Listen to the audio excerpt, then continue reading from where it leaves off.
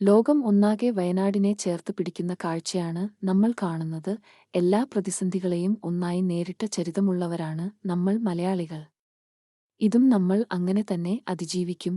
മുഖ്യമന്ത്രിയുടെ ദുരിതാശ്വാസ നിധിയിലേക്ക് കാര്യമായ സംഭാവനകളാണ് ലഭിക്കുന്നത്. സിനിമ രംഗത്തുനിന്നും വലിയ സംഭാവനകളാണ് കൂടുതലും ലഭിക്കുന്നത്.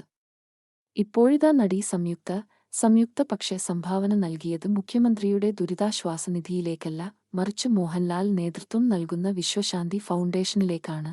സംയുക്ത 3 ലക്ഷം രൂപ നൽകിക്കൊണ്ടാണ് മോഹൻലാലിനൊപ്പം ചേർന്ന് വയനാടിന് കൈത്താങ്ങാകുന്നത്. വയനാട്ടിലെ ജനങ്ങളുടെ ജീവിതം തകർത്ത ദുരന്തത്തിന് സാക്ഷ്യം വഹിക്കുന്നതിൽ തനിക്ക് വളരെയധികം വേദനയുണ്ടെന്ന് സംയുക്ത പറഞ്ഞു. ആദ്യപടിയായി വയനാട്ടിൽ വിശ്വശാന്തി ഫൗണ്ടേഷൻ ചെയ്യുന്ന മഹത്തായ പ്രവർത്തനങ്ങൾക്ക് സംഭാവന നൽകുന്നുവെന്നും സംയുക്ത കുറിച്ചു. ഈ ഉദ്യമത്തിൽ പങ്കുചേരാൻ എല്ലാവരോടും അഭ്യർത്ഥിക്കുകയും ചെയ്തു. വയനാട്ടിലെ ദുരിതാശ്വാസത്തിന് വിശ്വശാന്തി ഫൗണ്ടേഷൻ വഴി 3 കോടി രൂപ നൽകുമെന്ന് മോഹൻലാൽ പ്രഖ്യാപിച്ചിരുന്നു. നേരത്തെ അദ്ദേഹം 25 ലക്ഷം രൂപ വയനാടിനായി നൽകിയിരുന്നു. കഴിഞ്ഞ ദിവസം മോഹൻലാൽ വയനാട്ടിൽ എത്തി ദുരിതമേഖലകൾ സന്ദർശിക്കുകയും ഒപ്പം ദുരിതത്തിലായവരെ ചേർത്ത് പിടിക്കുകയും ഞാൻ നിങ്ങൾക്കൊപ്പം ഉണ്ടാകുമെന്ന് വാക്ക് കൊടുക്കുകയും ചെയ്തിരുന്നു.